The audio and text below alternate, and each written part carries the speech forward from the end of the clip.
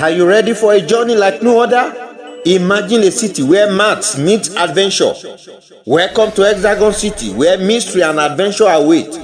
Join us in this gripping tale of intrigue and discovery. With twists and turns at every corner, you will be on the edge of your seat. So what are you waiting for? Head to YouTube now and watch the Tale of Hexagon City. Welcome to Hexagon City, where numbers come alive. A city ruled by strangers, then by indigenous kings, with a story of ups and downs. But amidst the chaos, a new city emerges, full of hope and diversity. Join Dr. Kehinde Adenega on a mathematical journey through 16 episodes of twists and turns. Don't miss out. Watch it on YouTube and be part of the adventure of a story of resilience and diversity. So come and explore Hexagon City, where maths meet human affairs.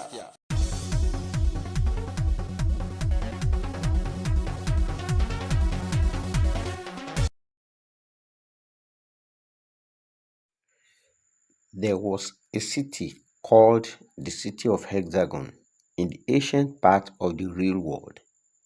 The city was located in the geometrical hemisphere of the real world. It has existed for over a century.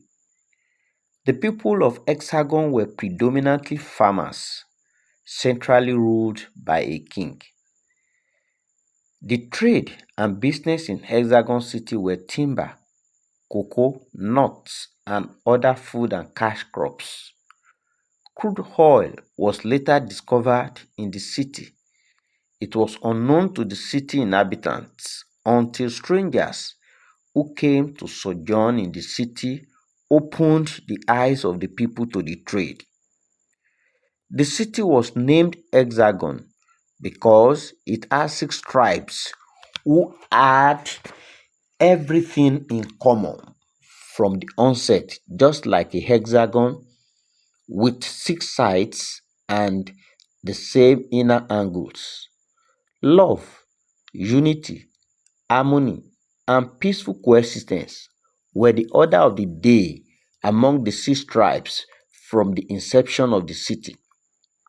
From the 6 tribes, there were 3 major zones in the city: the prime zone, the heaven zone, and the old zone.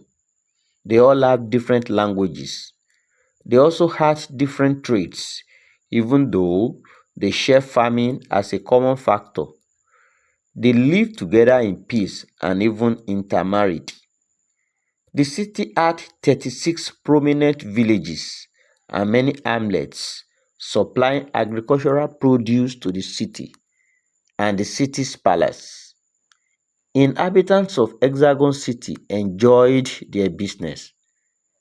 At sunsets, there used to be a lovely atmosphere of fun in different locations of the city, where both old and young used to make merry. The children used to come around to listen to stories and folklore from the elders. They all loved the festive periods as well. People used to travel from one community to another for festivities. Every day was just like a festival in Hexagon City. Every nook and cranny of the city enjoyed relative peace, serenity, and wealth. There were not too many rich people in Hexagon City at the beginning.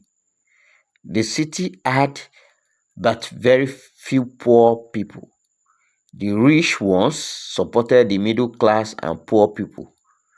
The number of middle class citizens outnumbered the wealthy class.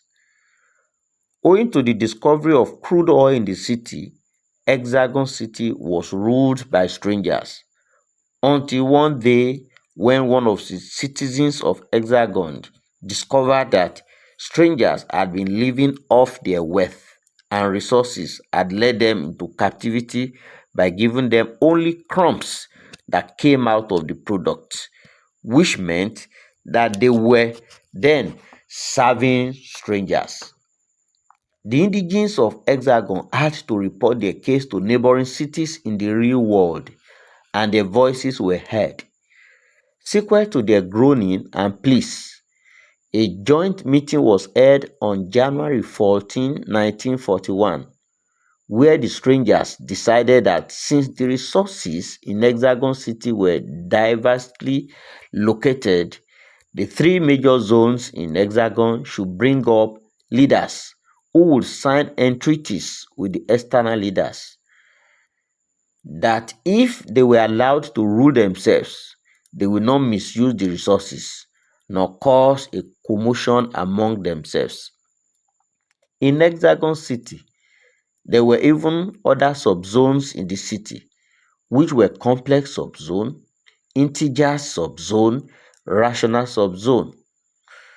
Representatives of the major zones were all invited to the real-world meeting for a complete takeover and leadership of the city. After serious simultaneous deliberation and sleepless nights of meritorious thinking and meetings, the indigenes of Hexagon City came up with three major leaders, Gaba, Egwe, and Fakunle, who came up to sign the Memorandum of Understanding (MOU) with the ruling king, who was not an indigene of Hexagon, while the real world leaders came to witness the signing of the MOU to ensure that they broker peace among the indigenes of the Hexagon City. The people of Hexagon City were very happy with this new development to rule themselves, lead themselves, and take decisions on their own with less dependence on people from other cities, even though strangers were not sent away from their land. Strangers were allowed to live with them, do business in their city, and even marry their children, but the kingship and other leadership positions had since been relinquished to members of the city. Since then, in Hexagon City, leadership is not by family domain, but members in the family domains are allowed to do selection and election.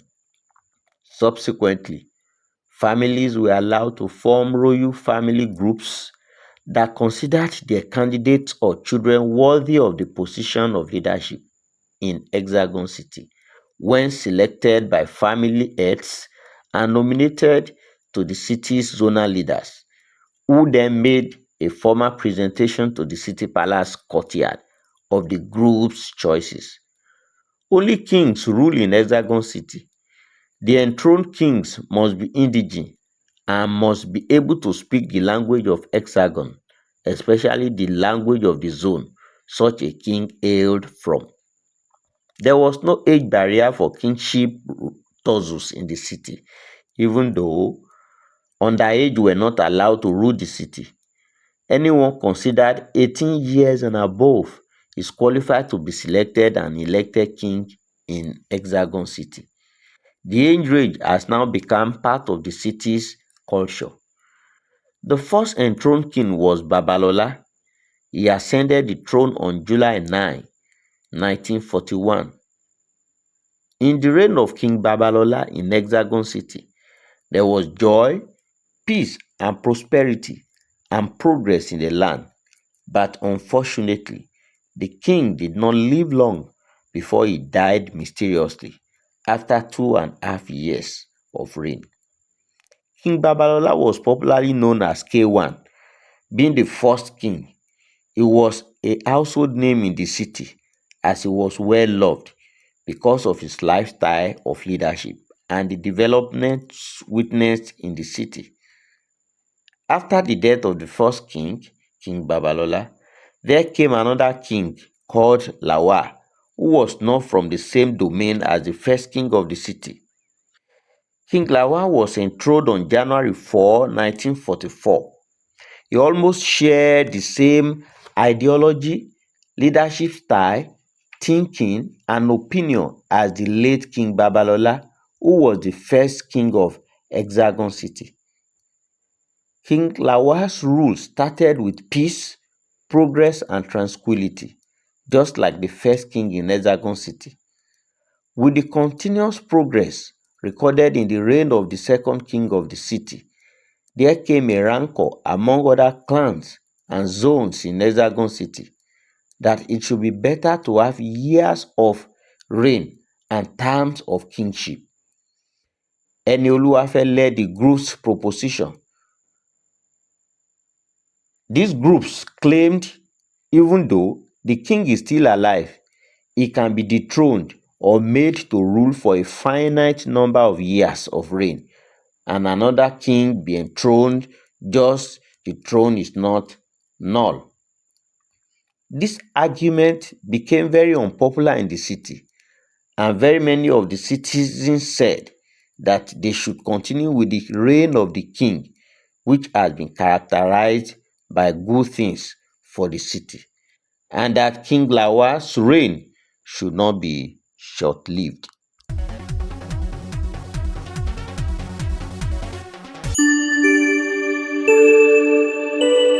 As years went by, the city of Hexagon was flourishing, such that the king was becoming famous, and the children from Hexagon City became known in the real world.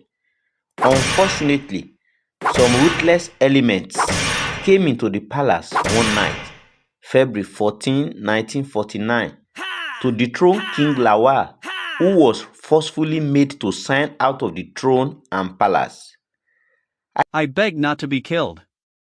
And I will never come back to the palace, nor lay claim to the throne till I die. King Lawa fearfully pleaded.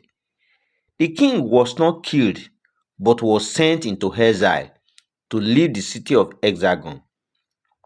The king was warned never to meddle with the affairs of the city, even though he was not killed and had to be sent into exile to Pythagoras' city. If and only if you will remain in the town you are sent to and will not return to Hexagon City, you won't be killed. Heed this warning if you want your dear life. The people warned Lawa.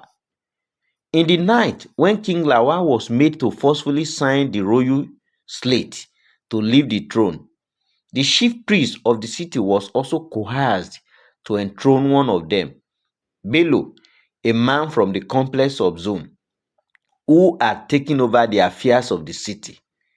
Initially, the new King Bello tried to be friendly with the citizens because of the way he ascended the throne. He wanted to buy the favor of the citizens and the leaders of the city. He started with the works the former King Lawa was doing, and the people of the city felt it was a good idea for the throne to revolve around the zones within a certain stipulated time. After 6 months of the reign of King Bello, he turned his other side to the people of Hexagon City. King Bello decided to betray the leadership trust of the citizens. He chose some palace council members who also made life difficult for the city.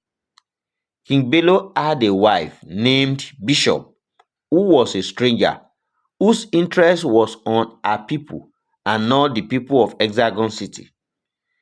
Bishop changed the heart of the king completely from the paths which he started with, even though the king himself had other plans which he wanted to execute, but only used wisdom anyway to lure people to follow him, so that there would not be anarchy in the city. The king started selling some of the resources of the city to strangers in the city and outside the city. He moved some resources to other places outside the city, and the people started groaning because the economy was dwindling. It would be recalled that when the early strangers handed the throne over to Hexagon City indigenes, some of them remained in Hexagon, while others left for their own city. King Bello eventually married a woman called Bishop from the family of one of the remainders. With the king of the reign of King Bello and what the city began to witness, there was a serious problem everywhere in the city in the 7th year of his reign. It became a kingdom of anarchy, and chaos was daily recorded in almost every part of the city on a daily basis. Meanwhile, owing to these frightening situations, King Bello began to raise internal palace force guards to guide and secure himself and his family. He could no longer go out freely for fear of being lynched or killed by the people. On a fateful day, April 4, 1956, the king was celebrating the wedding of his son in the palace, and an angry mob came into the palace to attack the king. The angry mob came with different charms and weapons, which the palace force could not resist. Eventually and unfortunately, King Bello and his wife, Bishop, were killed on that fateful day. When the palace force that fled the scene of the incident heard of the eventual death of King Bello, the head of the palace force, Abubakar quickly went into the royal chamber to inherit the throne by wearing the king's royal robe and royal beads, in spite of the fact that he was not from the royal dynasty. He took the royal staff, which was the symbol of authority, and the citizens could do nothing to dethrone him. Thus, Abubakar became the fourth indigenous king of Hexagon City. When Obabiyi, the chief priest, heard of this attack on the throne and subsequent takeover of power, he was furious. This is not the right way of enthronement. And if the right sacrifice is not done for the king will not live long and will never leave any heir to the throne. The chief priest remarked. The palace guards punished the chief priest and forced him to enthrone Abubakar as the new king of Hexagon City. Shortly after King Abubakar's enthronement, he removed Obabiyi as the chief priest. King Abubakar came to the throne on a platter of gold and started ruling anyhow. The new king enthroned other village heads and appointed them majorly from his own family. He chose his friends from other zones as leaders in the city. The integration of the village heads by King Abubakar into his kingdom brought more hardship to the city dwellers. The groaning became so much that people started comparing his reign with the former King Bello he had dethroned. That King Bello, whose reign was considered bad, was even better than what they were experiencing in the new reign of King Abubakar.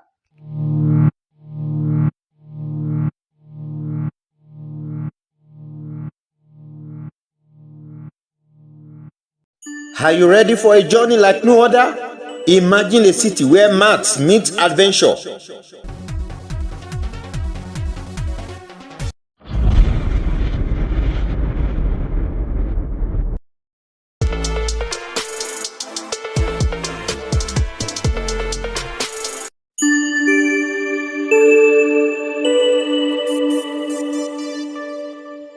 King Abubakar did not honor anybody or any constituted authority. He was doing anything that came to his mind and thoughts, using his power and palace force to make people obey the palace orders. One day, on the 17th of May 1959, reputable leaders Ekagwere, Okpadara, Gambo, Osho, Musa, Ojonuba, Olubumo, Basi, Ezeilo, Olaleru, and Atiti in various communities from the zones in the city met and stated that the economy was becoming worse, and if nothing was done on the watch of the new king, certainly the city would be doomed.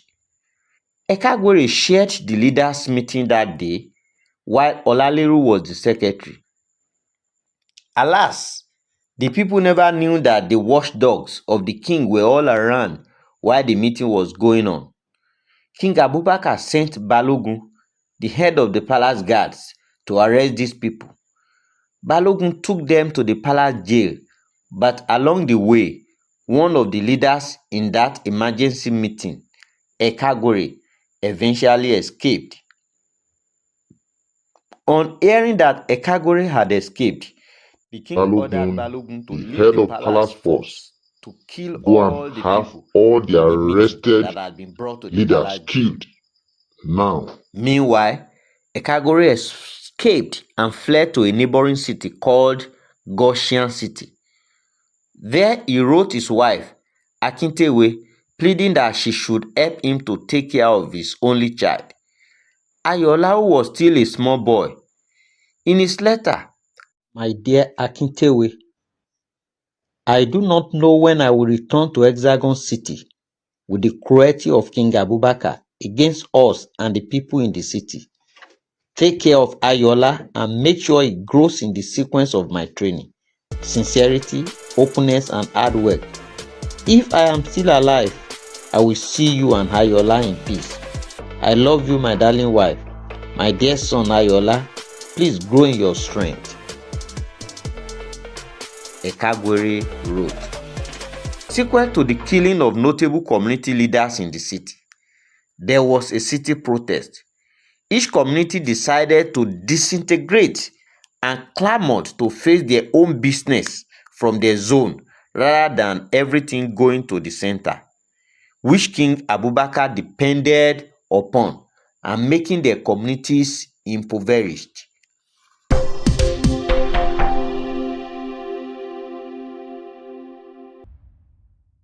Olagunju led the protest and gave the secret of how each community could break the chain of poverty.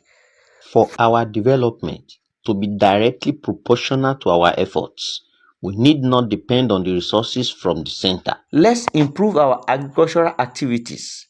Otherwise, we will get to a stage in which the city's development will be inversely proportional to input of available resources, if only those at the center will sit on the resources and mismanage them, Olagunju suggested. Each zone started developing its business and marketing strategies with different natural resources in their zone. Tapping their natural resources, the zones became more productive and richer. The community members began to enjoy some respite as the situation improved. The cost of living in Hexagon City, which was high before, began to become low, and many embraced agriculture among other trades. With the economy booming again in the city, in the 5th year of King Abubakar's reign, the king was advised by Obi, his royal council officer in charge of the economy, that long live the king. You should let all resources from all zones be brought to the city palace, so that it is the center that will be the source of prosperity, sharing income from the economy to the zones. To this end, King Abubakar found Obi's advice friendly and useful. He then taxed the zones heavily to bring products to the city in the center of the palace, while the products were shared to zones, communities, and villages in the city. The palace officers in charge of this arrangement became selfish. People started groaning, grumbling, and even getting impoverished. The officers used the opportunity to enrich themselves and their families. They built new houses and bought properties in the city and in other cities in the real world. During the reign of King Abubakar, the news of the death of the deposed king, King Lawal, was heard in the city. It would be recalled that King Lawal was forced to leave the throne and sent on exile to Pythagoras City. King Abubakar ordered the remains of the king to be brought to Hexagon City for a befitting burial. The royal council members made arrangements for the corpse of the late king to be flown into the city by air. Unfortunately, due to degrading facilities and the city airline, the city plane marked Exa 419 crashed in the city square, killing 5 of the council members who went to Pythagoras City to bring the remains of King Lawal. The people in the town started shouting, "What a kingdom! King Lawal quadratically died twice, and some royal council members died with him. Some indigenes felt it was a planned strategy by King Abubakar to clear off those good members of his council, while others believed that he had not done well in the city transportation system, hence the result of the city airline crash. Nevertheless, King Lawan was buried amidst tears alongside other 5 royal council members that died. The king declared a 3-day mourning in the city for the colossal loss.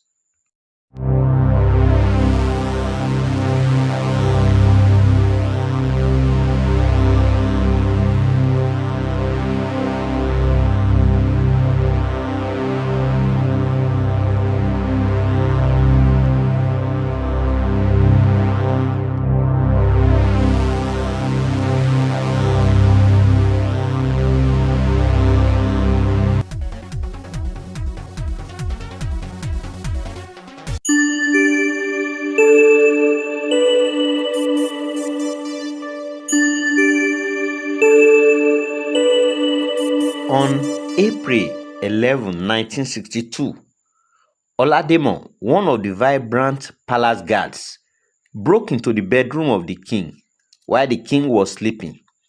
Since he was a person that used to go in and come out of the king's rooms as part of his schedule, other palace guards did not challenge him, as he has been doing that often to protect the king. No one ever knew that was the last day of the king to live, as Olademon went in and strangulated the king in his sleep. Thus, the king died and Olademon came out to break the news of the death of King Abubakar. There was joy and as well pandemonium in the city because of the death of King Abubakar. Before people in the city knew it, Olademon had enthroned himself as the king of Hexagon. Resources were brought from various zones to the palace. Some of the council members with the officers had seen that it was very easy for them to be enriched through this process. This led to a situation where King Abubakar was killed. The new king, Olademon, started reigning with tyranny, and because of his quest to become rich very quickly, he diverted the resources of the center outside the city to neighboring cities in his name, and in the name of his family and friends he had quickly appointed to rule the city with him. He appointed Abimbola, his queen, as the first term of the female series in the city. With this title, Abimbola was consequently put in charge of the city market and agricultural produce by her husband the king. She decided goods to be sold and determined the profit coming to the palace and that of the market women without any standard ratio. The magnitude of the suffering was of the highest degree, such that the citizens again adjured the reign of the previous king as better than Olademon's reign of tyranny. The people of the city groaned and became perplexed because of the situation. But for fear of the king, who had secured both central and local guards in securing the palace, people could not approach the king easily.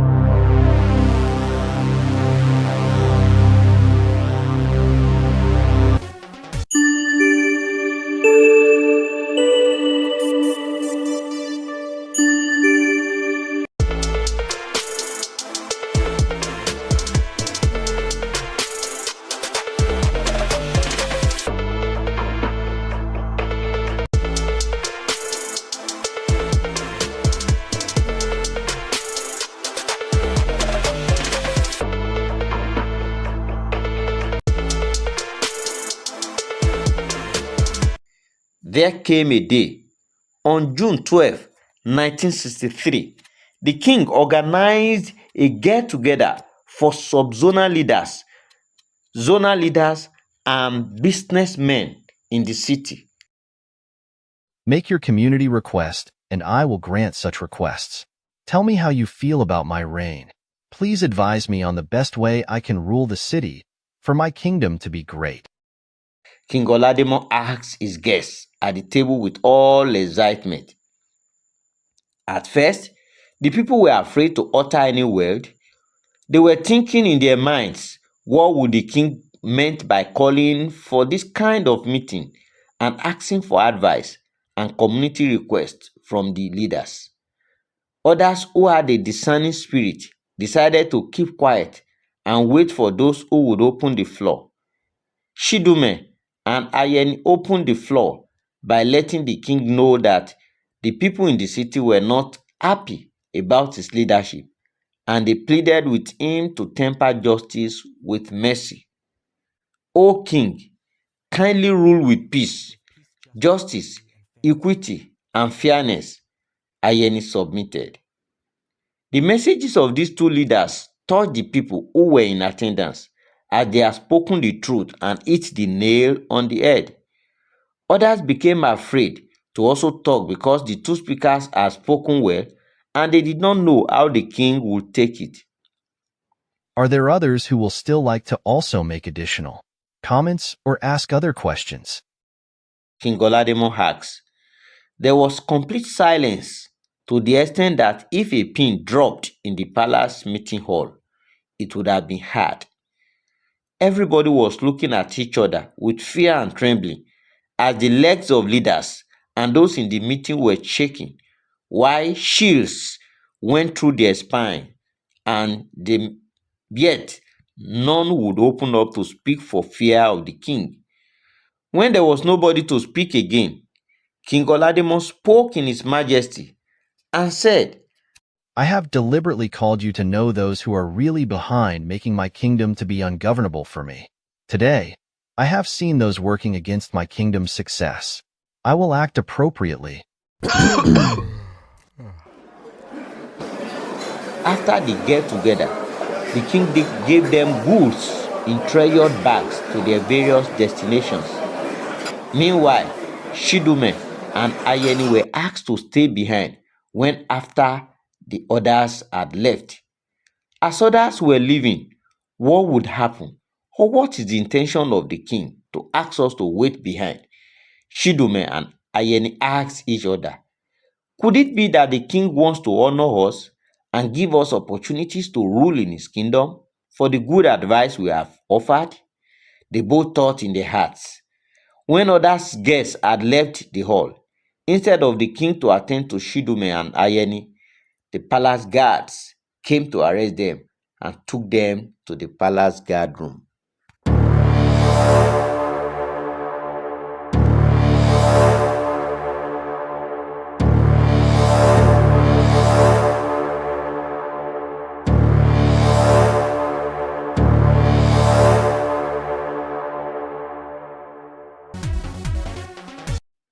As the situation unfolded, the people in the city began to live in constant fear. Gaba, now an elder statesman from the prime zone, celebrated his 80th birthday. Fakunle was invited to address the leaders from even, odd, and prime zones at the birthday ceremony of Gaba. One of the leaders who had also signed the MOU for the city kingship emancipation. I am growing old now. Is this how we will continue to live our lives in fear and distrust, where two people cannot gather to speak for fear of being captured by unknown palace force and being humiliated? This was not our intention when in 1941 we argued and demanded we should be allowed to rule ourselves and our resources. Fakunle lamented. He pleaded with the leaders and guests present at the occasion to look inward for the progress of Hexagon City. He noted that there was no longer equity, fairness, and justice in the city, and that many noble indigenes had fled the city for greener pastures in other cities.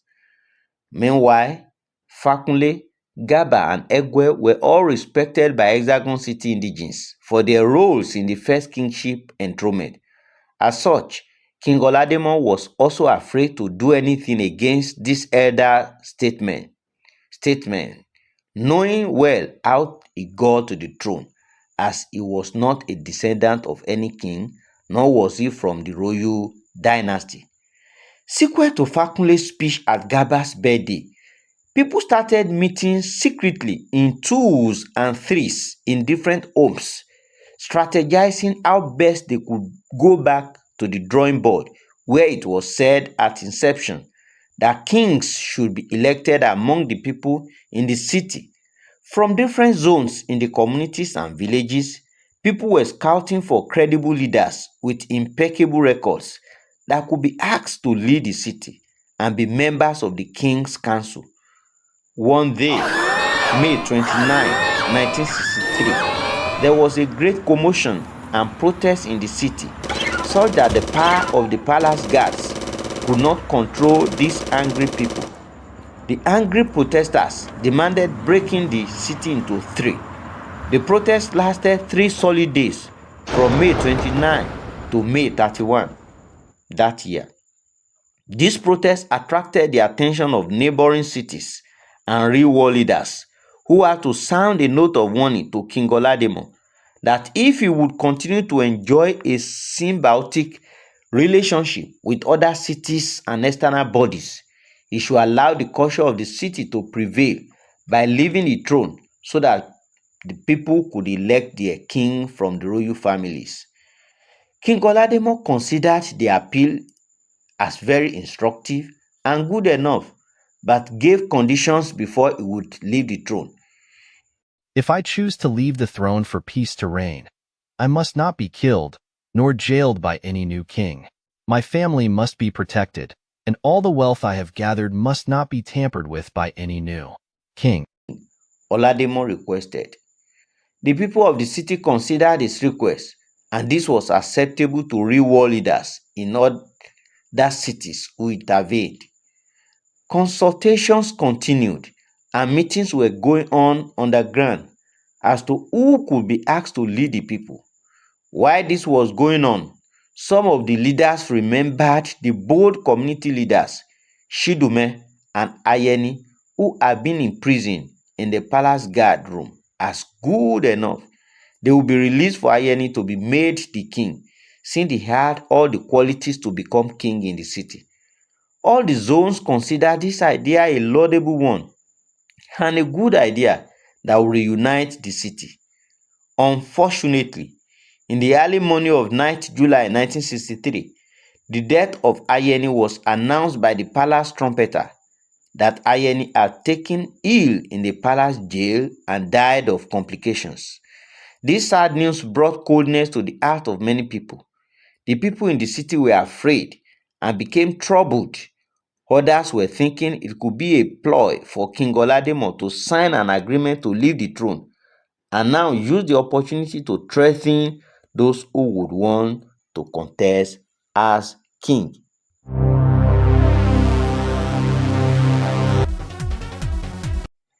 The death of Ayeni brought a political geometry and permutation in the city, as many felt it would not be out of place if they had come out to become the king and even serve in the king's council if King Olademo would stand by his promise. Many credible people went to hide their faces and heads for fear of being killed or lynched, as they could not trust King Olademo's decision. But some bad people, as well as those that still had some credibility, decided to come out to challenge the king and said they would be ready to contest for the position of the king of Hexagon City and village head positions.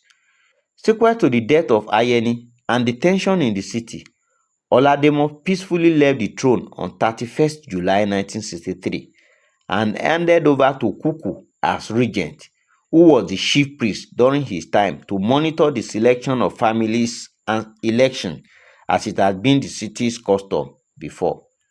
On 11th August 1963, the committee set up by Kuku to search and conduct an election for the king met.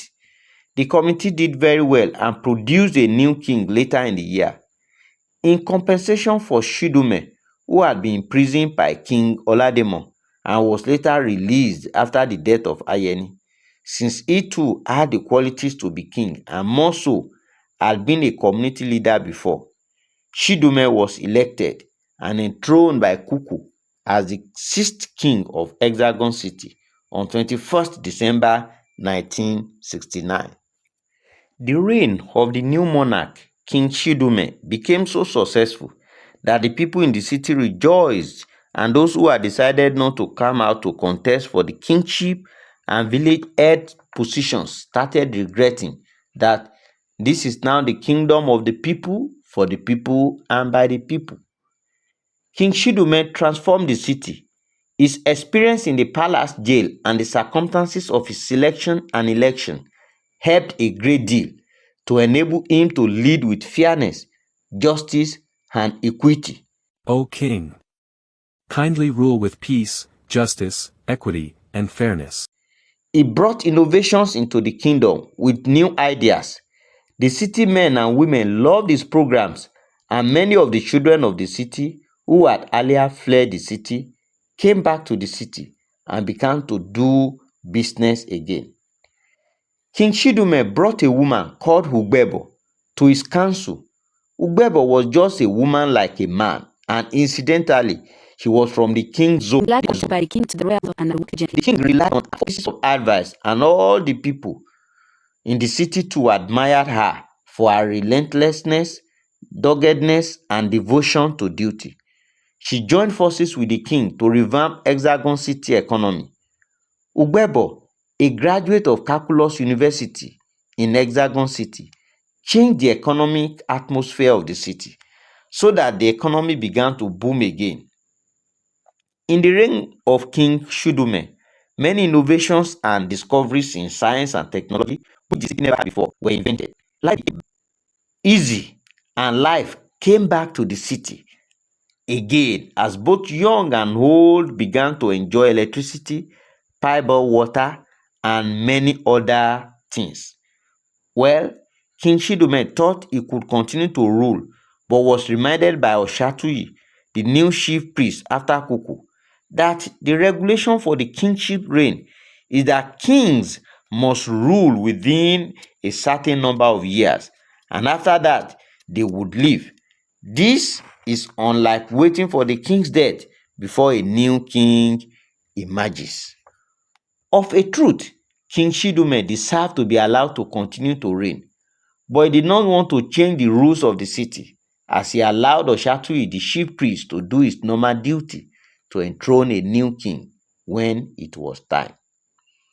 During the reign of King Chidume, citizens continued to bring up good ideas, and he had listening ears. The king was loved by all and sundry even after he had left the throne. But before leaving the throne, King Chidume ensured that 85% of the good requests brought by the zones to the palace were granted, and he operated under the principle of appointees in taking concrete decisions. He respected members of his council disregarding their status, gender, or background. The king maintained cordial relationships with both old and young, male and female, and it was a great and memorable time in Hexagon City.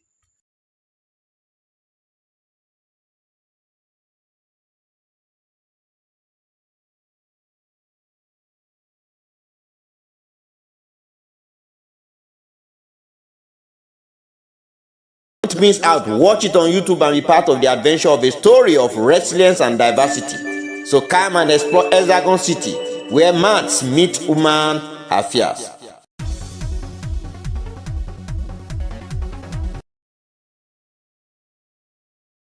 Why the reign of King Chidume lasted, there was a turnaround in the educational status of Hexagon City. The city children were given free sponsorship to the school. Those who were not interested in going to the school were encouraged with incentives and scholarships to go to school. In Chidume's kingdom, the slogan was train every child so that every person trained becomes resourceful for the kingdom. because of the dividends of a peaceful kingdom in the reign of King Shidume concerning freedom of speech, free education, and freedom in general. Some took him for granted and used the opportunity to spread many untrue stories about him and his kingdom in the city's local publications and on the radio. Nevertheless, King Shidume was not moved. One day, he was asked by one of the city journalists if untrue stories about him in the dailies got him disturbed as he was preparing to leave the throne. Like my slogan, I look at where I am going, and remember where I am coming from, to be able to get to where I am going safely. King Shidume happily answered. When it was time for the new king to be enthroned, Oshatui, the chief priest, called on the indigents of the city, sounding a note of warning. The gods of the city will not be happy with anyone who comes around to untimely dethrone any king or bring untimely death to the city king. He further outlined the rules guiding the selection and election of kings to the throne to remind the indigents, since every indigent of the city is entitled to the throne, it is not the prerogative of any particular member of the royal family or clan. There was agitation from other clans in the prime zone that the successor of the king must come from their zone or other zones, and the city agreed peacefully that since there was a written document as regards king's election, they must follow the rules of the city to the letter.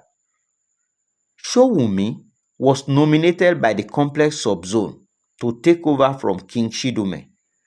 Showunmi had contested the royal throne with Shidume before, but had narrowly missed the position by head counts differences in the royal election.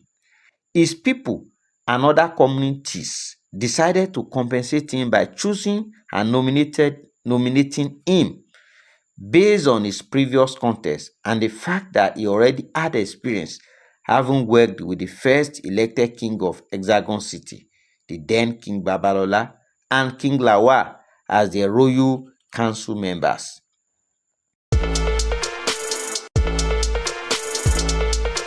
He was of an age with remarkable experience. His choice was massively welcomed by indigenous of his subzones and major zone. However, other subzones and zones nominated Akinwande, Nwabueze, and Momo.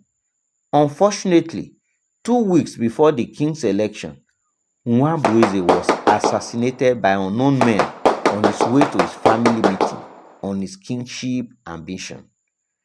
King Shidume ordered palace guards to trace and bring to book the assailants, but to this day, none was captured nor prosecuted for the death of Nwabueze.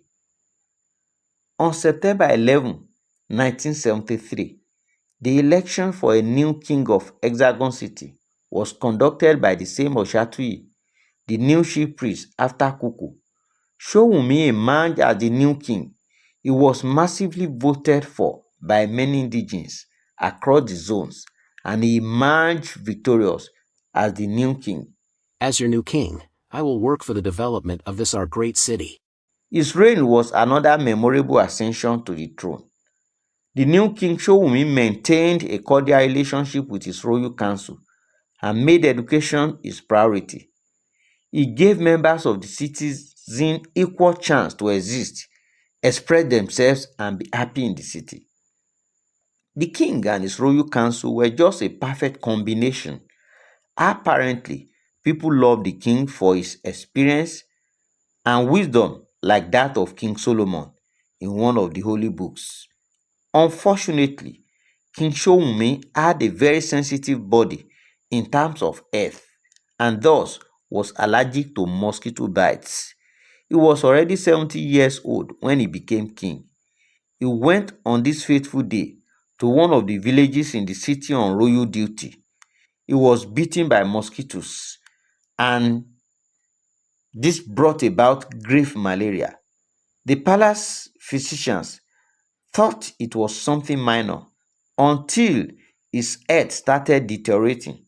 The doctors in the palace tried all they could as he was taken into the Hexagon City Hospital for further treatment.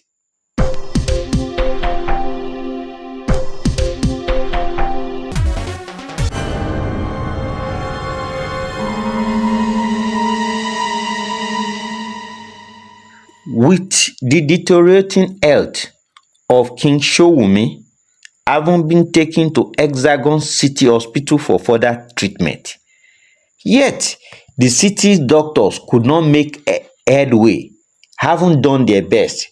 The king had to be taken to a faraway city called Luopita for comprehensive treatment. Unfortunately, the king could not survive the sickness as he died on arrival in Luopita city. The news of the death of the king brought sadness and tears to the people of Hexagon as they wailed and cried, saying, "Who could be like King Showunmi, who had turned everything around in the education setting and other sectors in the city?" The city school teachers and all other workers in his kingdom mourned him for the economic boom, progress, and industrialization recorded. During his funeral in Hexagon City, there was serious wailing in spite of his age. He died just 9 months after his enthronement. O death, why have you done this, to have taken our beloved king? Long may you reign! King Showunmi will never be heard in the palace again. Oh, such a greeting can no longer be said in the city of Hexagon. Death, you have done your worst, and if we had the power, we could have captured you alive. Our revered King Showunmi, sleep on with your late royal fathers. Lamented Halele Williams, a young and talented royal council member whom the king used to send on most royal errands in his stead. Now that the king is late and funeral rites have been carried out, the throne must not be vacant, said Mebine, the chief priest under the late King Showunmi. Halele Williams, a loyal member of King Showunmi's royal council from the Old Zone, was later enthroned on 21st June 1974 by the chief priest on the order of the city oracle, stating that the young council member Halele Williams will reign in the stead of the late king since he died before the end of his reign. Since the people of Hexagon have chosen me, after the death of our former king, I will not let you down. Development in the city, just like his predecessor King Showunmi, who had put many things in place for him to rule well. The new king Halele Williams gave priority to the education industry, health sector, economic growth, and agricultural products to ensure that there was food in every facet of the city. King Halele Williams appointed Tijani to the city's farm manager. Tijani was a sincere and highly dedicated officer, but those working on the farm threatened his life, and Tijani had to resign and leave the farm as the newly appointed farm manager, whom King Halele Williams appointed. Later, those appointed by the king to handle the city farm became greedy and unconcerned as they decided to begin to share the product coming from the farm in two before getting to the palace courtyard, since Tijani had left the farm. The king invited the new farm manager, Abdul, to the palace to investigate the reports about the farm produce. Abdul reported that a strange beast in the form of a chimpanzee visited the farm to cut away the ghouls in the farm, and no farm hunter could attack the beast till it escaped. On hearing this, the king had to order watertight security at the farm to prevent further invasion by the beasts. Also, the council members in charge of the agricultural products and the economy would always sing positive choruses to the king's ears because the king believed so much in them. Not knowing that half-truths were being shared with him, he never verified actual figures were not being recorded and brought to the courtyard.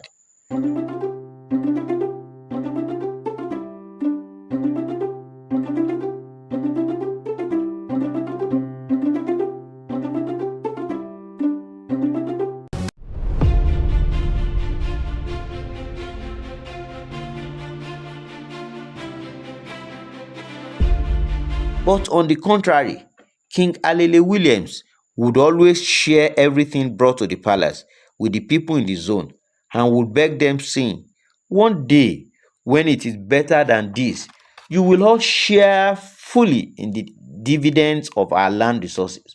We are all committed to getting better yields someday." As the years went by, almost at the tail end of his kingship, the king discovered that those on whose hands he leaned were the ones causing problems for his kingdom. He took them before the chief priest, where they were taken to the Horeku shrine for necessary punishment. However, a drama played out in the shrine of the chief priest as those accused of stealing the land resources brought abominable items to the shrine and hence fainted. Abomination, abomination, abomination. These must not be seen in the shrine. Cried out Mebine, the chief priest. Those people were quickly rushed out of the shrine. On another day, the offenders were summoned by the chief priest, and the same incident occurred. It was later discovered by the chief priest that it was a ploy by the offenders, who were royal council members, who used to come to the shrine with abominable materials, so that the oracle would not judge them. The chief priest, Mebine, had been carrying out his activities in time immemorial, and from his forefathers remarked, "I have never witnessed those cunning ways which the accused have been displaying at the oracle shrine." When many of the citizens discovered that their city resources had been mismanaged and the so-called royal council members were even selling to other cities with no candid action taken against by the chief priest, the people reported and protested. Diko, a young farmer in the city, was the leader of the protest. While addressing the mammoth crowd gathered at the city square, Diko said, "Our royal council members no longer call stealing its name, but they refer to it as displacement of materials, and the speed of the displacement of this material is quite unbearable. Those who do not have support from the royal courtyard, or people to stand by them, are always taken to the shrine and judged accordingly. Those with minor offenses in the city had been given grievous punishment or killed, while those with grievous offenses would run to the shrine with abominable materials, in cunning ways to dissuade the chief priest from pronouncing the oracle judgment directly from the shrine. Where is the equality sign in our equation? We have been taken for granted, and we will no longer allow this in Hexagon City." These were the words of Diko, who led the protest. The actions of the kind-hearted king did not go well with the people in the city anymore. With the farm products and resources stolen by those in charge, the citizens decided to show the king the way out of the throne when it was not yet time to leave the throne. People started agitating for a change of the king, whose reign had not been so firm, to the extent that the situation had allowed injustice, theft, corruption, and ill-treatment of the land workers. The workers on the farm and other sectors in the city just wanted change, and they wanted to change King Alele Williams at all costs. They began consultations and different moves to see that the king was changed, even when it was not yet time for him to leave the throne by the city rule. Of the greatest, of the greatest, of the greatest, of the greatest people of Hexagon. Oh, I stand before you people today to say we don't go agree. We don't go agree to oppression. We don't go agree to corruption. We don't go agree to impunity. We don't go agree to all this oppression. We have been oppressed, and we are depressed. We said no to bad governance. We said no to all this bad leadership. This change is becoming unbearable in this our great city of Hexagon. No, we youth, we say we no go agree. We no agree that one. That one no concern us wetin they do. They punish us with everything. So we youth of Hexagon, we say we no go agree.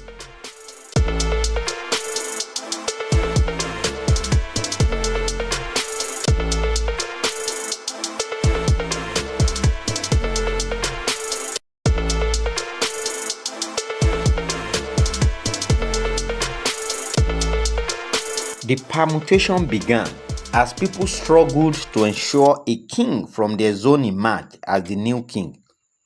All zonal leaders and communities began to have town hall meetings in an attempt to look for a credible king who could emerge as Hexagon City king to succeed King Ayoola Williams on the exalted throne.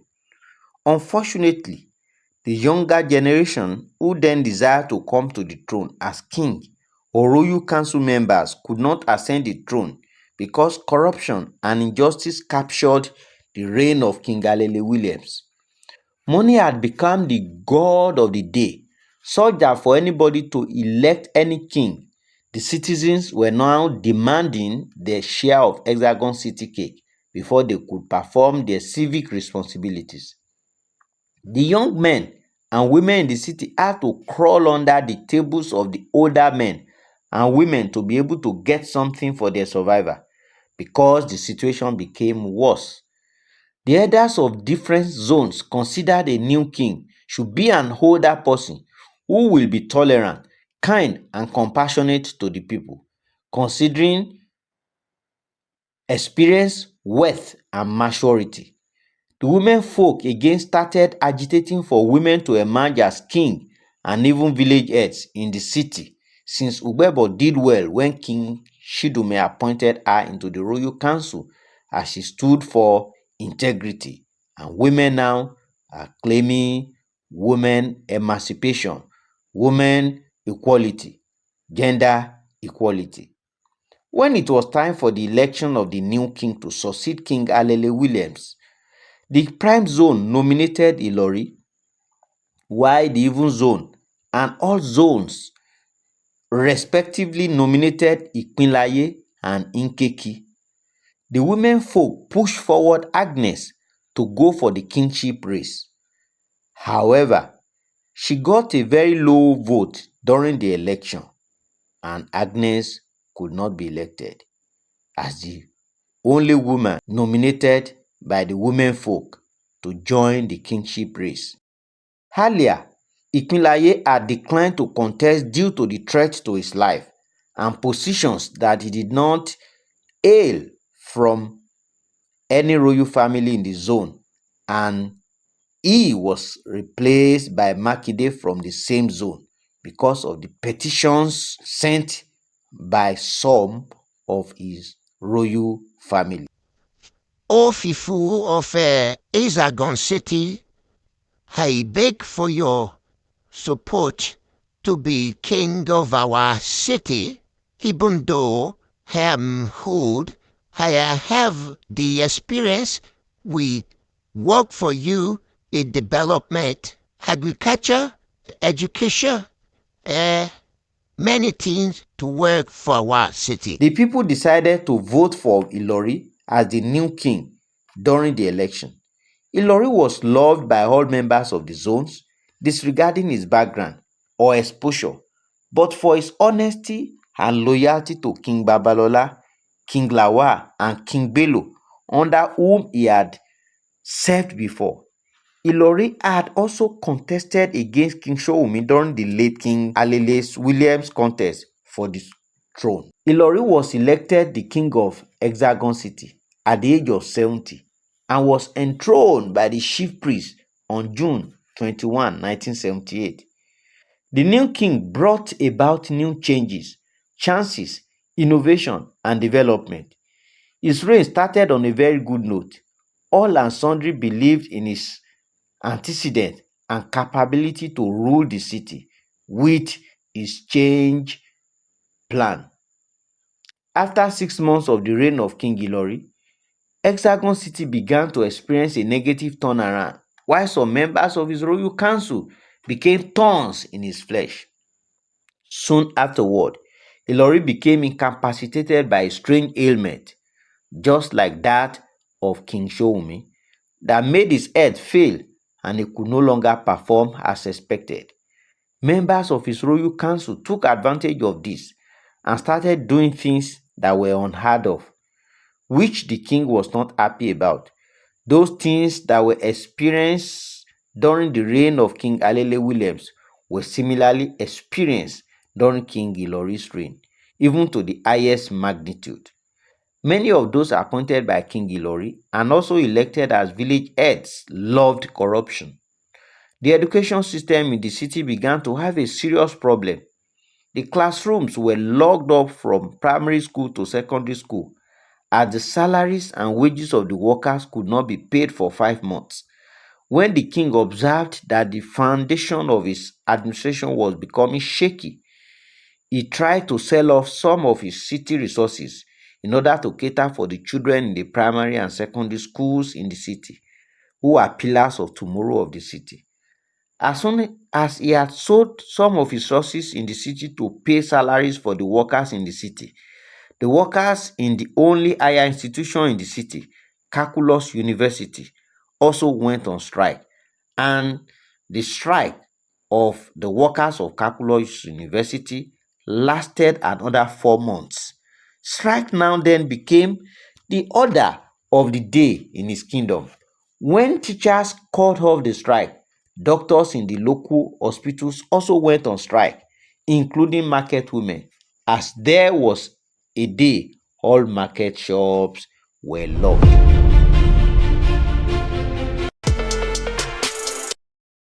King Ilori, in his usual manner, appealed to members of his council to salvage the situation and keep his reputation and the promises of change and innovation he had promised while vying for the throne. All his words went to the deaf ears of his royal council, as many of them were determined to enrich themselves and be in control of the city. Lies and half-truths were stories they used to give the king on their return from any city mission. The king never knew that these people were carrying out their ideas and plans contrary to his directives. Because of old age and his deteriorating health, the king could not go out for most outdoor functions as before. However, he struggled to ensure to keep promises of fairness, equity, justice, and peace in his reign as a king to the best of his ability. The king, being a reputable man in the society and a man who had friends in other cities, both far and near, had to appeal to his friends in other cities to lend him some money so that he could run his kingdom successfully. The king deposited the borrowed money into Scalar Bank in the city for appropriate disbursement. When King Ilori saw that the economy in his kingdom was going down the drain, he invited Ajayi, who was an indigene of Hexagon City, based in another city in the real world, to come to his aid and work in his kingdom as a royal council member in charge of the economy. I am happy to be appointed by the king to serve, and I will do my best. Let's team up with the king to make Hexagon City great again, devoid of corruption. Ajayi came down to Hexagon City to work with the king, and our work began to yield results in the economy. There came a certain group of people called vectors who came to frustrate the woman and brought out different accusations against her. She told the king that she had not wanted to come to Hexagon, but on the king's persuasion, she decided to join the kingdom for a positive change. In the light of this, Ajayi had to return to her family in Lagrange City, where she had come from because of the baseless accusations. Meanwhile, during Ajayi's work in King Ilori's kingdom, some monies that had been stolen and taken to other cities by Kings Abubakar and Olademo were recovered by King Ilori and deposited in Scalar Bank. However, his royal council members mismanaged the monies. Hexagon citizens protested that they wanted to know what the resources had been used for, but those who led the protests were arrested by the palace guards. King Ilori, having spent all the stolen money he recovered from the city previously by some kings, demanded that the city resources be accounted for by members of his royal council, as he was ready to give an account of his stewardship to the city. As King Ilori was preparing to end his reign, in the 3rd year of his reign, he requested that a Kagweri be allowed to come back to Hexagon City, the city he fled to when King Abubakar had arrested and killed community leaders. This decision pleased the city as the king cancelled the crime King Abubakar had written in the Royal Courtyard book against Ekagore. However, because of old age, Ekagore, who returned from Pythagoras City to Hexagon City, could no longer participate in community activities till his death because of old age. King Ilori also decided to honor late Ayeni, a versatile community leader who died in the palace jail after being arrested alongside Shidume by King Olademo for the correct advice to him to rule in fairness, equity, and justice. King Ilori ordered that July 9 each year should be declared a holiday in the city to commemorate the death of Ayeni. The chief priest went one day to see the king to remind him that his days on the throne were numbered and would soon come to an end, and the need for him to prepare to leave the throne for a new king to succeed him. This chief priest later called on leaders from royal families in Hexagon City and pleaded with them to do the needful, as usual, for a new king to be enthroned, since King Ilori's reign will soon come to an end by sea rules.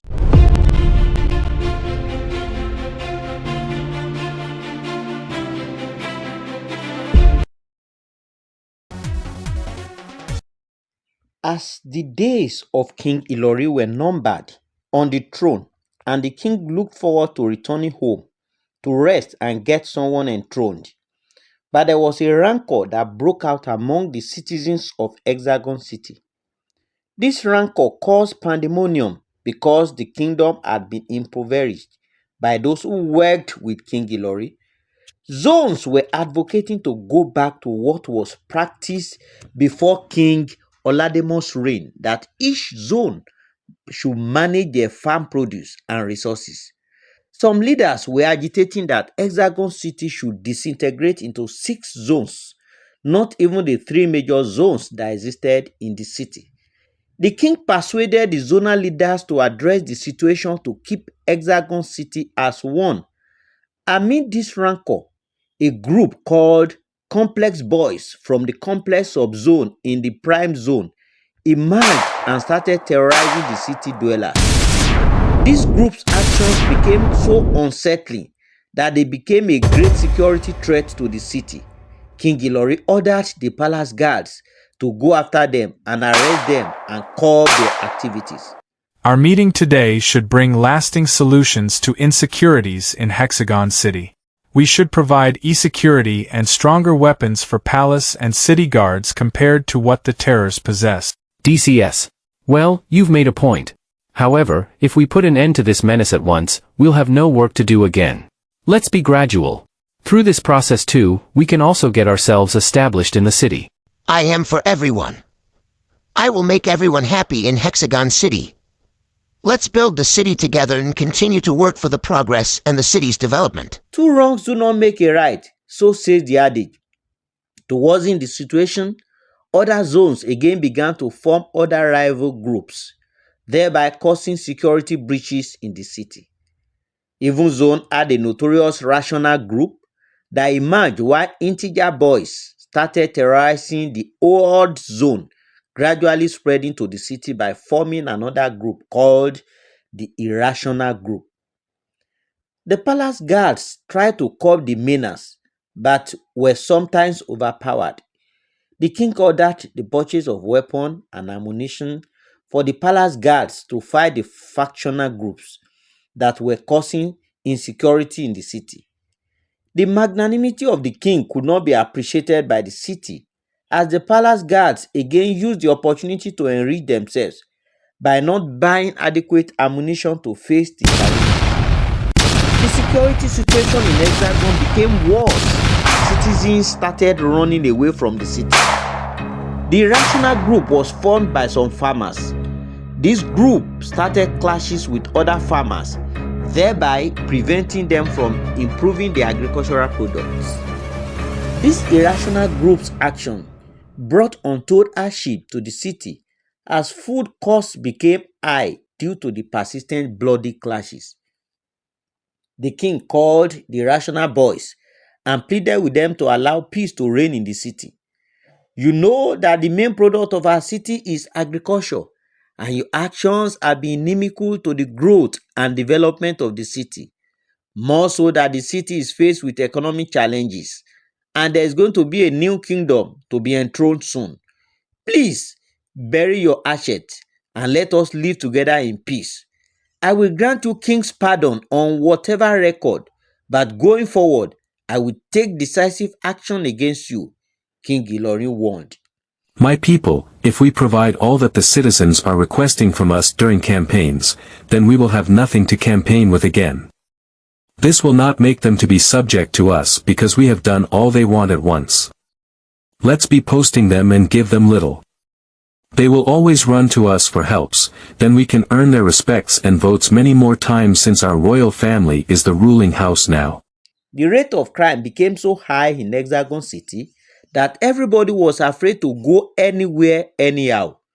The king was doing his best to see that the city was secured both day and night. But reports from all the zones on a daily basis heightened the tension of the king, who became extremely worried about the daily updates he was getting on the state of the city. The chief Palace guard, what I am hearing from you, Fifu, is disturbing. You must do something quickly about insecurity in Hexagon City.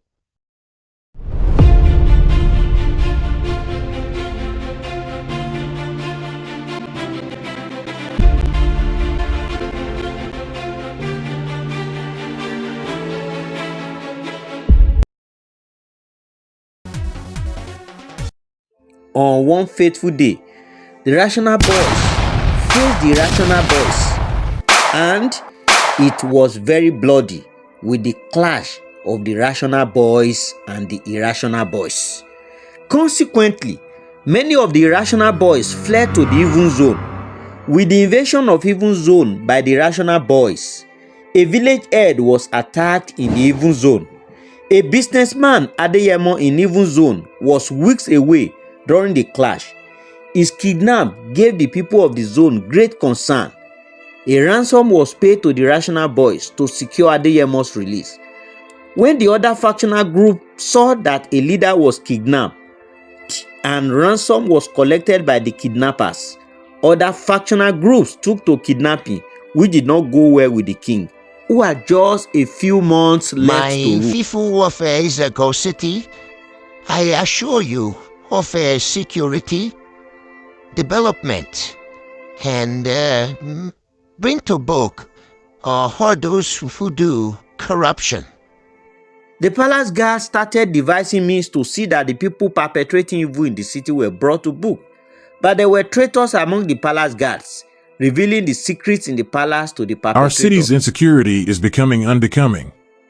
The city guards are incapacitated by the weapons used to fight insecurity. Let's all take security measures to make Hexagon City great. One day, this security breach brought a nasty experience in the palace. One of the deadly groups invaded the palace one day to kidnap the king.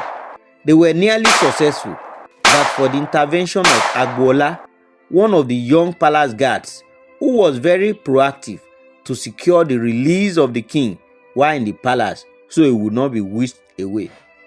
The news of this attempted kidnapping of the king in the palace filtered to the youths in the city, as they all mobilized to stage a protest against the dastardly act.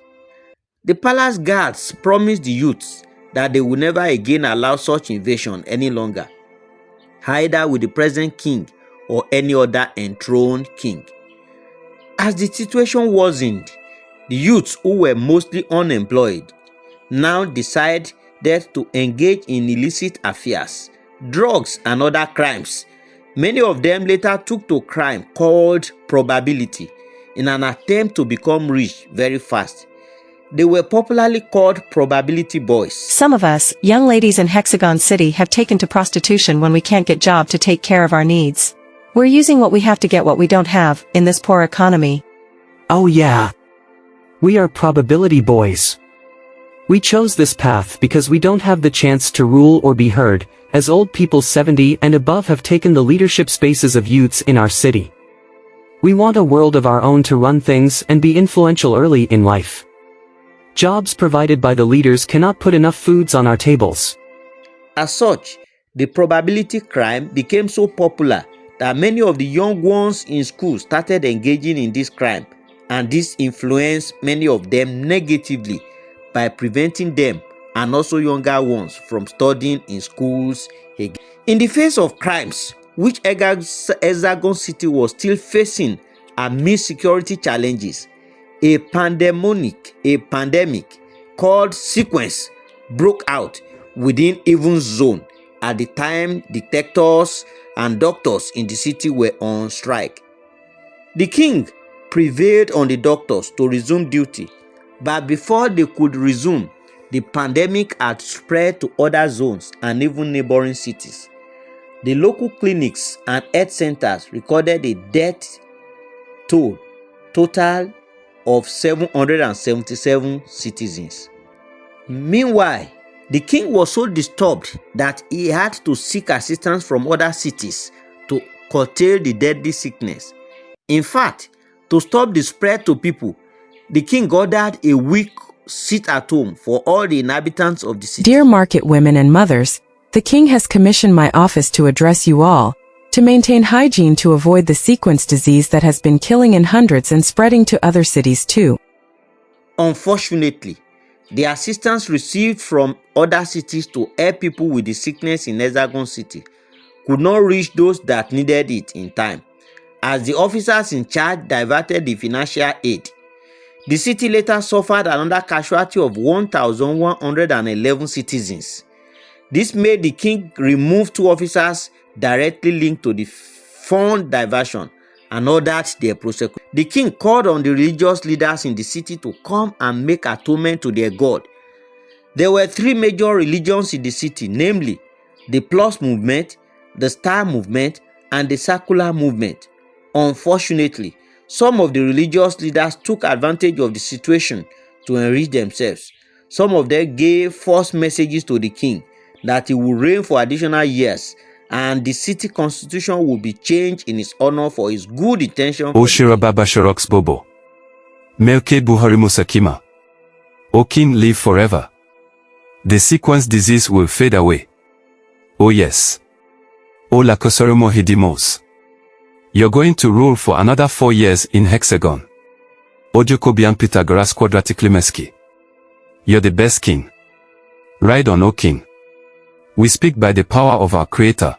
The king offered them gifts for coming to the palace to appease the gods on behalf of the city. Many of them received the gift, while a few of them, namely Ali, Adeboye, Kumuyi, and Osuntimeyin, refused to accept anything from the king, stating that they are working for their God and not for any material gain. Head to YouTube now and watch the Tale of Hexagon City. Come and explore Hexagon City, where maths meet human affairs.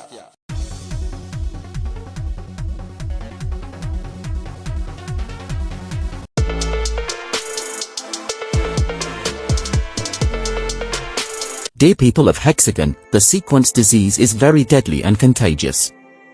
Let's take precautionary measures to avoid further spread. In the heat of the deadly disease called sequence, the people of Hexagon City decided to seek abode in neighboring cities and to find greener pastures because of the poor state of growth of the economy. Many of the productive population decided to run out of the city. The migration became pronounced and popular as the youths refer to it as the Jacobian process. 30% of the productive age decided to leave the city. King Ayoola appealed to the people not to move out of the city, but they all had a divergence of opinion. Some of them claimed until there is a change of the king and his royal council, the city may not know peace.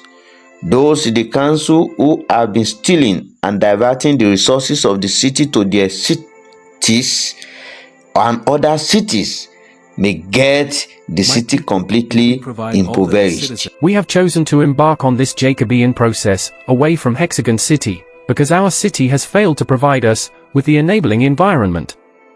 We seek greener pastures in other cities in the real world. We actually don't want to, but we have no choice, considering our future and the future generation. The doctors too find it pleasurable and fulfilling to work in other cities because of good remuneration. There was a young man called Ayoola, the son of Ekagore, the community leader who had escaped from being killed in the palace. He was born to a woman called Akintewe, who was brought to his father's farm. Since the exile of his father, only this woman, Akintewe, had been taking care of this little boy until he grew up to become a man. He was already in his late 30s when the situation of Hexagon City became unbearable. Ayoola, will you also make a move to leave this city since the situation is becoming more unbearable now?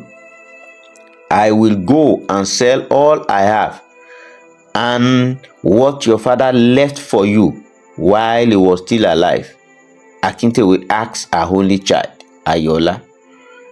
I am going nowhere until this city becomes the ark of God, where many will run to for succor and business escapades.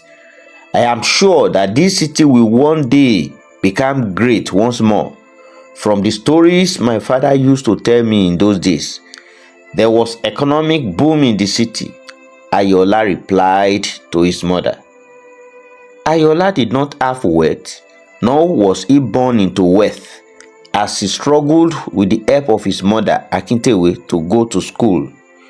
He graduated as a renowned computer scientist from Calculus University in Hexagon City. He later proceeded to the same university for his higher degrees in numerical and financial analysis. He was dearly loved by his friends and associates. His slogan was, "All is well and all will be well." The economy of Hexagon City grew from worst to the worst, with no hope in sight. The currency of Hexagon City ranked ratio 1 to 600 compared to highly ranked city in the real world. Everything seemed to have turned upside down.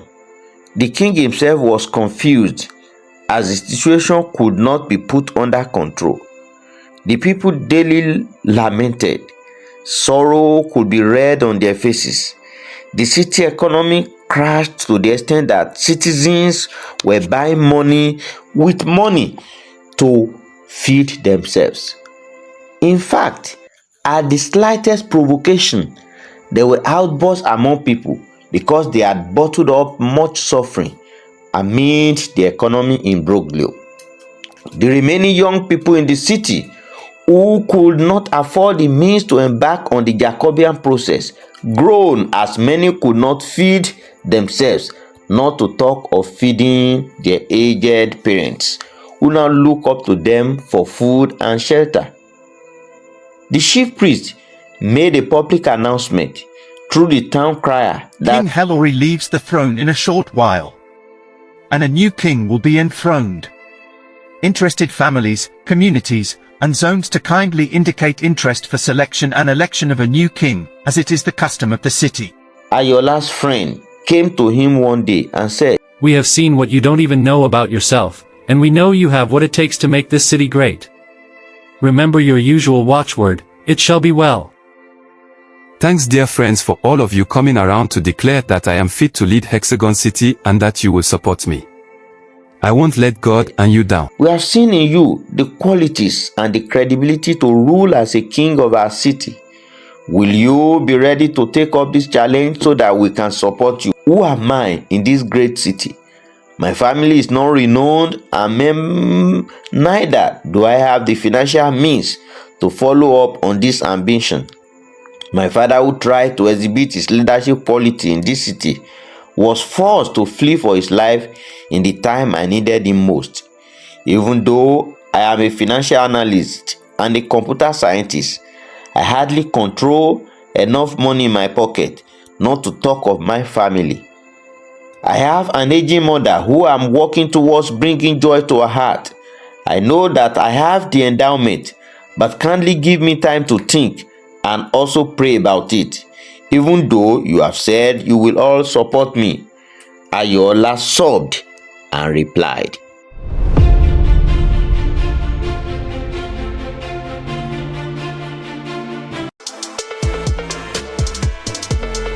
as early as 6:30 a.m., Ayoola went to his mother to take counsel concerning what his friends had come to request of him.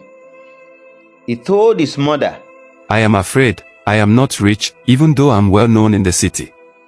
Remembering what happened to my father, I also do not consider to do anything in this city that will again tamper with the joy of my family, now that I am the only one left for you. Ayoola explained, Don't be afraid, and be a man. You are the one who said one day, this city will be great again. Replied Akintewe's mother. I am reminding you of your words and the confidence you have about the future. The future is now. You can take the opportunity before you now to turn the situation around to this city. His mother further encouraged. Ayoola nodded and replied his mother, I am just 39 years old now. And considering my age, I am too young to step into the shoes of our forefathers, the kings of our city. I have prayed and I am convinced that my God will back me up. The mother encouraged him to seize the opportunity. Having prayed, she assured him that his friends would not betray him. Don't consider the inadequacies and our family background, Akintewe warned. My God, the creator of Hexagon City will be with you, and the spirit of the past kings of this city, who did well, will back you up.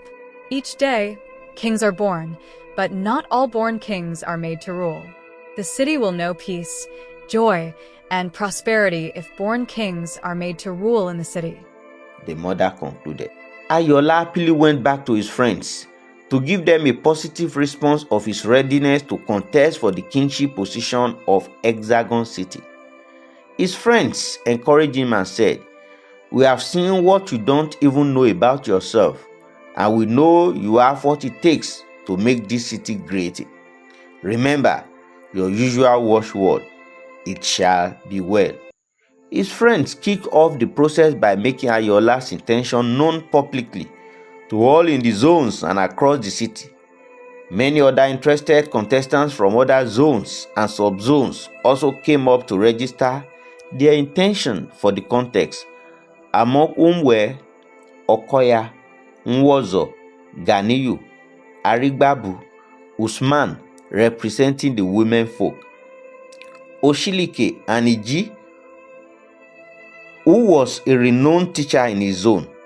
Iji stepped down for Ayoola before the contest, while making his public declaration to the people of Hexagon and the kingmakers. As he stepped down for Ayoola, Iji enthusiastically remarked, Ayoola, I see greatness in you and the turning point for Hexagon City to be great through you. It is your turn to turn situations around for good in this great city of Hexagon. Hence, my withdrawal from the contest for the throne. All the contestants for the position of king went across villages, communities, and zones in the city to seek approval for their intention to rule the city. It's high time we youth took over the leadership of Hexagon City. It's our turn. Allow me to the throne and I will serve you. Let the youths come to power and rule in our city. We have been marginalized. We have the strength, the number, and skills.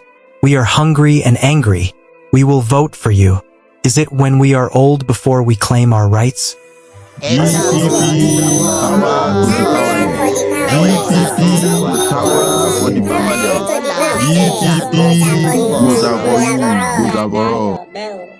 Vote Ayoola for the next king. Power to the power. GPP. Power for the powerless. GPT, Bojaboy.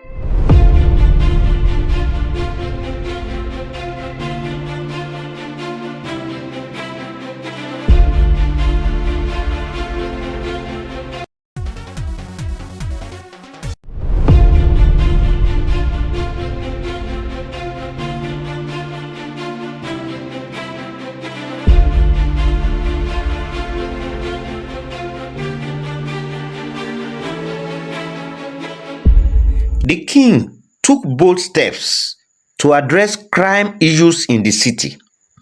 He enjoined those carrying arms and disrupting the peace of the city to surrender their arms. He granted them a royal pardon. He warned all the factional groups, the complex boys, rational group, irrational boys, integer boys, and other non-prominent groups troubling the city to desist after granting them a royal pardon. To ensure the proper security of lives and properties, as a computer scientist, the king ordered the installation of closed-circuit television cameras across the city. He empowered the palace guards to work effectively for adequate security with modern security gadgets. The king invited some women, Ajayi, who had left the royal council of King Ilori, Agnes, another vibrant woman who was once nominated by the women folk to contest against King Ilori, and Erakweme to join his royal council. I, Chief Agnes McLaurins, hereby promise to work with the king and all council members to bring the desired change in this kingdom. Ajayi was appointed to handle the finances of the city, while Agnes was in charge of women matters in the city. Meanwhile, Erakweme was appointed to handle the city education. These three women who were added to the royal council brought a remarkable difference to King Ayoola's kingdom. After 100 days of the reign of King Ayoola, the city began to change for the better. The system of monarchy changed and the people began to see and witness the promised change. Within 365 days of his reign, the schools, local clinics, health centers, and city roads were new looks. Electricity supply in the city got better attention than before. Agricultural products increased as many citizens diverted to agriculture, which tremendously improved the city economy. This great news attracted some of the children of the city who had left during the popular Jacobian process to return to Hexagon City. Other citizens of other cities decided to come down to invest in Hexagon City. Hexagon City was becoming a paradise. Lost peace was restored and new businesses were started. People were rejoicing as the city money that had lost value compared to monies of other highly ranked cities in the real world appreciated in value, so that the economy began to boom again. The palace guards were fully on duty and were on top of the situation at all times in the city. All cases of crimes were curbed in a timely manner as technology was deployed to fight crime through the experience of the king. The king himself was happy about this development as he was fully in charge. In the 3rd year of the king, his mother came to him one day and said, "Remember your watchword. All shall be well again. You have started making the city to be great, and the city will be great and greater, I pray." The king appreciated his mother's support and her encouragement. With the improved facilities in the local clinics and hospitals, few cases of diseases were recorded. These were properly handled by the city doctors. Cleanliness became the order of the day as the city was adjudged the neatest in the city region. The king encouraged all workers by paying their wages as and when due. The king operated open leadership. His royal council members advised that zones should be allowed to take care of their resources and this would allow for independence, improvement, and dedication, while a percentage of resources should be brought to the palace. This idea seemed good to the king and all the zonal leaders. This new decree of the royal council favored the zones, such that the zones began to produce many agricultural products and were less dependent on the central and other neighboring cities. Reputable zonal leaders were appointed to handle the products from the zones and to report to the palace with percentages. Hexagon City became great in the economy sector. Hexagon City became quite different from the old Hexagon City, where crime, poverty, and corruption reigned.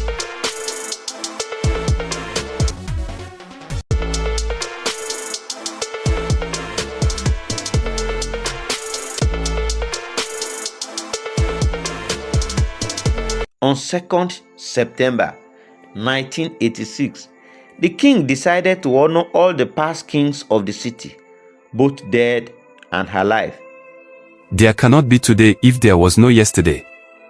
I cannot be here today on the throne if there were no past kings who have laid foundations which I have worked on or restructured, resulting in what we have today. We have a future and we are not yet there. We must all work together to make Hexagon City great again. King Ayoola remarked at the event of royal honor done on past kings. This open honor pleased the people, and they hailed the best king who had ever ruled in Hexagon City. There was the report of some village heads that diverted the agricultural products from the production base to their own houses instead of the zone and palace. On hearing this, the king ordered the prosecution of the village heads without showing favoritism. The people of the city were happy with the development, promptness, and impartiality of the king. We are senior citizens who have retired from the king's farmyards. We are yet to get the rewards of our labor for the years past. We're now old and being treated poorly. We're hungry and angry. A case of 10 senior citizens who slumped and died at the center where they used to get their stipends in the city was reported to the king. The king was moved and ordered the conventional process of stipends payment to be stopped. He immediately appointed another energetic young man called Yakusak to take up the responsibility of the wages of the senior citizens. Henceforth, all senior citizens should be given 50% of their wages saving for their stipends a year before leaving the city farmland, and half of the remaining 50% when leaving the city farmland. The rest, which is 25%, should be subsequently paid to them on periodic basis immediately after leaving the city farmland, King Ayoola decreed. This decree was lauded by the senior citizens and other workers still farming in the city farmland. After the third year of the reign of King Ayoola, he reminded his council of his time on the throne. Whatever has a beginning must have an end. In a year's time, I will leave the throne for another king to rule our dear city. I know you are all happy with the development in our city, and I am sure we will not be pleased to return to the dark ages. Please, look inward among you and see a better replacement for me, who can ascend the throne of our fathers. The king declared. Oyadare, one of the royal council members, replied, "Long live your highness. We wish our constitution is changed because of you so that you continue to reign." The king looked at Oyadare and shook his head. "Never will I be interested in our custom being changed because of me. I am only interested in a change, and I am happy that my ancestors and the God whom I serve has supported me to be enthroned. I have done the best I can, and I must leave the scene when the ovation is loudest." I want to thank all of you for voting for me as your king. Your support has been massive. My kingdom is open to all of you. Those who have been advocating that I should remain in power beyond my time should try to stop the idea. Let's team up to work together within the time frame I am in power to develop our city. I cannot do everything. Others will come after me to also build on what I have done. How I wish my father was still alive to see the seed he had sown that has now put joy in the hearts of the citizens of Hexagon City. King Ayoola replied.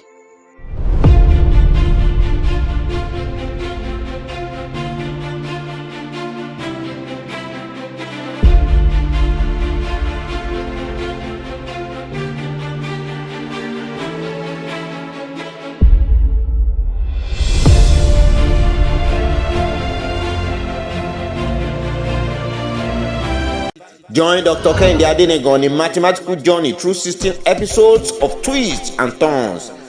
Don't miss out. Watch it on YouTube and be part of the adventure of a story of resilience and diversity. So come and explore Hexagon City, where maths meet human affairs.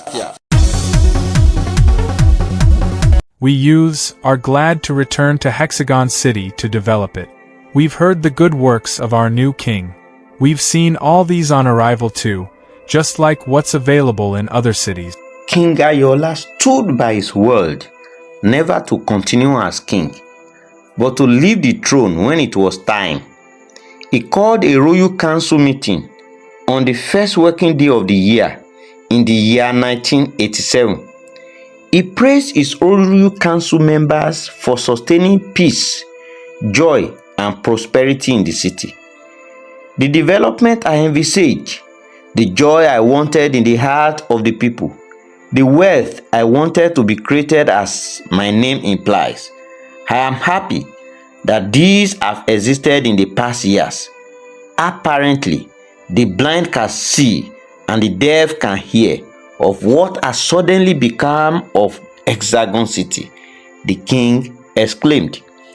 I wish to plead with you that you should all strive for stability and continuity of the progress, peace, and development that have come to stay in our great city. Hexagon City will be great again, the king further declared. The whole royal council members echoed, Hexagon City will be great again and will be great and greater. The king pointed out issues usually surrounding the election of kings. He said that the city had been spending much and likewise interested heirs to the throne. He charged the council to consider allowing qualified and credible citizens who do not belong to any royal family to also join others to contest for the exalted throne, since they are responsible citizens who are also qualified to lead the city. He further opined to adopt the use of computers and technology to conduct elections in Hexagon City to reduce cost, speed up the process, and bring transparency to the system. The council considered these suggestions as laudable and acceptable that such be used. Later, King Ayoola appointed Shitu, a computer scientist and statistician, to work with the new chief priest, Pain, who would see to the election of the next king to ascend the throne. With the introduction of the computer for electronic voting for transparency, which the king has introduced, let's all embrace the new change. Our citizens in other cities can even participate in the king's election. Pain had been working as one of the shrine agents that worked with Kuku, who was once a chief priest in the city. On resumption, Shitu conducted a digital-based census of the people in Hexagon City with citizens. Biometric data were captured, which helped to curb crimes.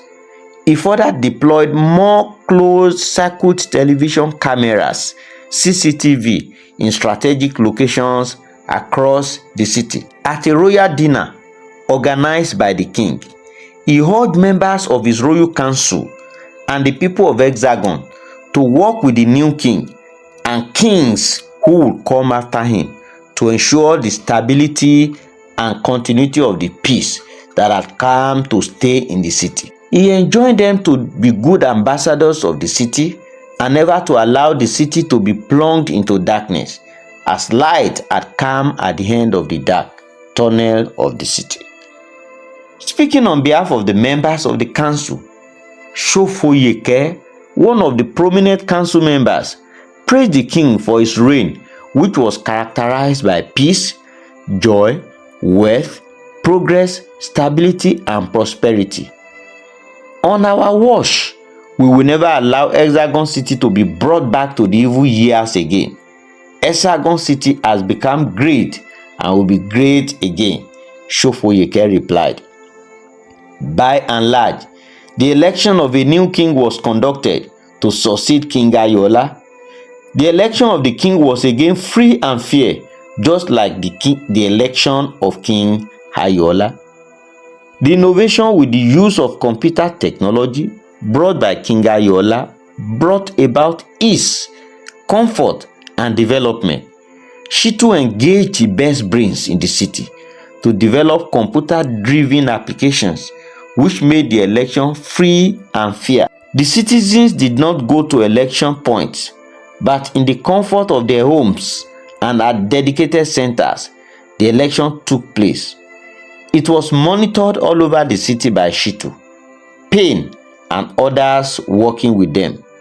This idea seemed so pleasant to Payne, the chief priest, that he adopted that method for the city to be used in electing the king. Through this seamless process, the new king's election took place. I, Jane Thompson, on behalf of the real-world observers of the Hexagon City election, hereby report that the election was so peaceful, free, and fair.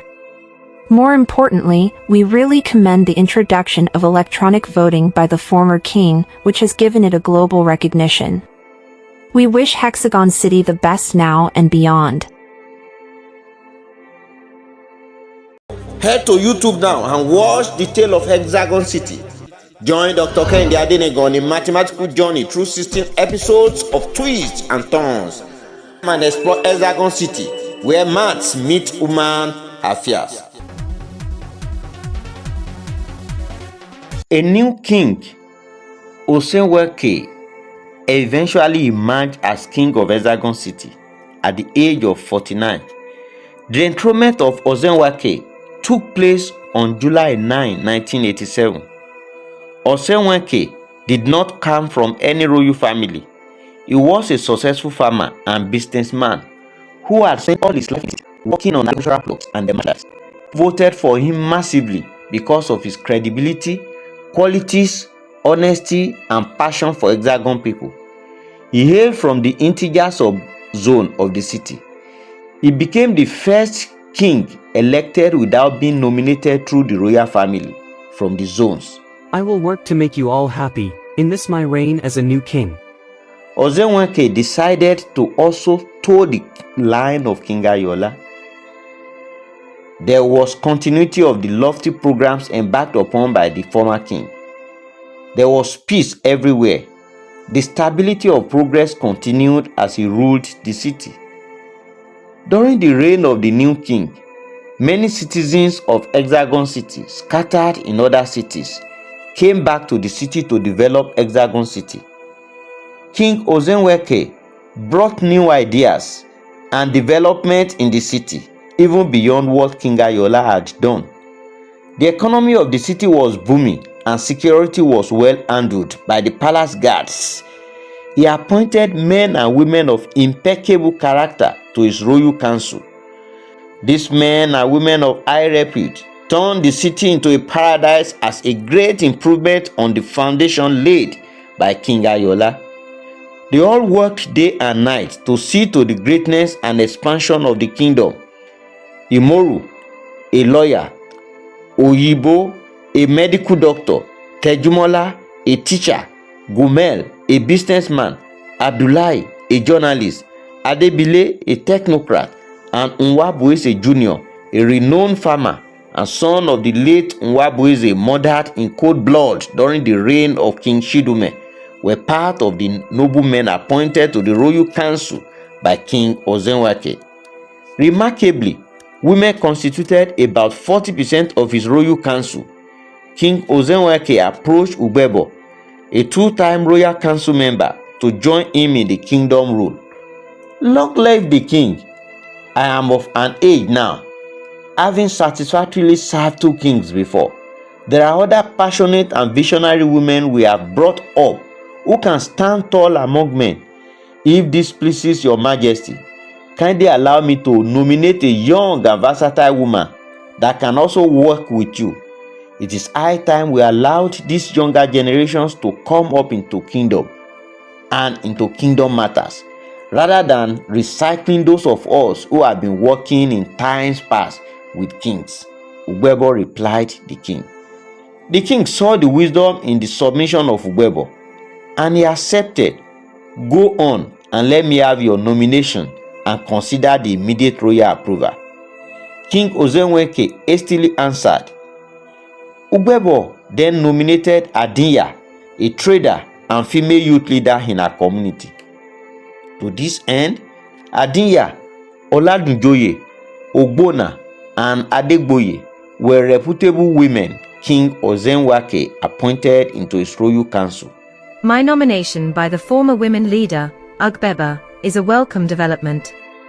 I will work to support the king and women folk in my duties discharge. These great women joined forces with their male counterparts in the royal council to support the king. With the king, it was just a perfect match, like a complete football team that worked in unity to achieve victory. The king never regretted his choices of the royal council membership. None was a traitor, and neither was there anyone who pulled down the kingdom. King Osemwenkhae faced the health sector, education, security, agriculture, and infrastructure.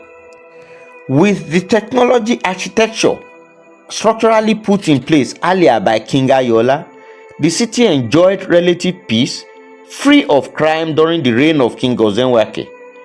With the aid of technology, some of the kidnapped citizens were later found by the palace guards.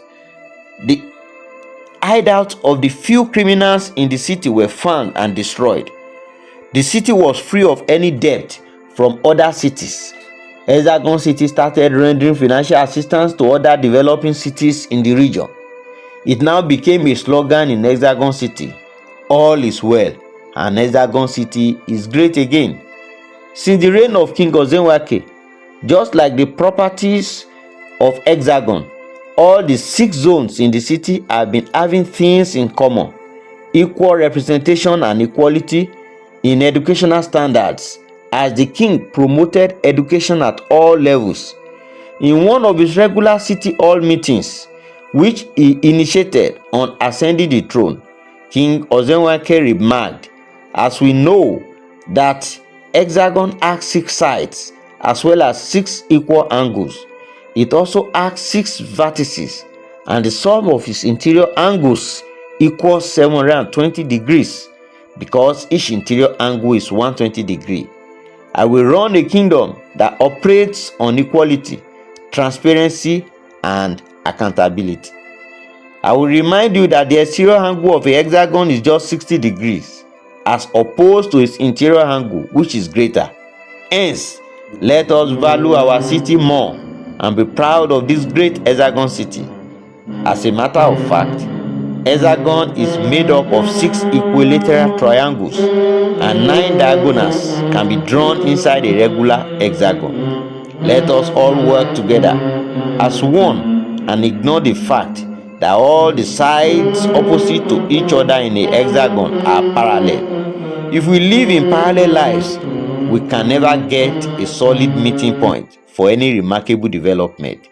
King Osemwenkhae concluded.